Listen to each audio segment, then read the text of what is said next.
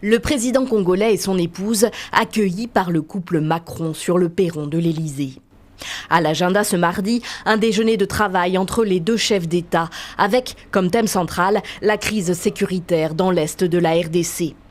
Le président Tshisekedi est venu chercher à Paris l'appui de la France, l'engagement d'Emmanuel Macron d'intervenir auprès des autorités rwandaises pour qu'elles cessent de soutenir les rebelles du M23 sur le sol congolais. Un soutien que Kigali continue de démentir.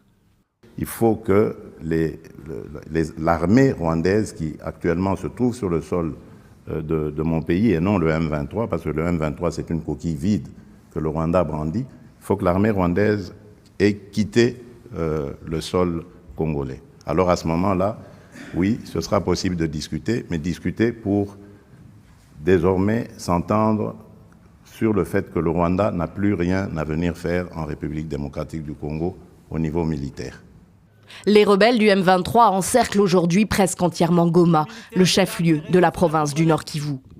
2 ans et demi après avoir repris les armes, ils se sont emparés de larges pans de ce territoire.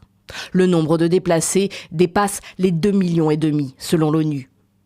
Emmanuel Macron promet d'essayer de convaincre son homologue rwandais Paul Kagame de cesser toute ingérence côté congolais.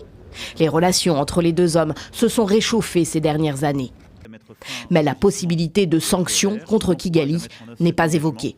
Le Rwanda, je l'ai redit au président Kagame dans un échange récent, doit cesser son soutien au M23 et retirer ses forces du territoire congolais. Je lui ai redit et je le rappellerai dans les prochains jours. Et l'urgence est à la désescalade. Il est également important, dans le même temps, de lutter contre les discours de haine et l'action des anciens génocidaires du FDLR. Paul Kagame considère, lui, que les FDLR, les Forces démocratiques de libération du Rwanda, constituent toujours une menace pour son pays, 30 ans après le génocide des Tutsis, et ce, quelle que soit leur puissance de feu actuelle. Cet autre groupe rebelle, Hutu, a été formé à l'origine par d'anciens génocidaires rwandais et continue d'opérer dans l'est de la RDC.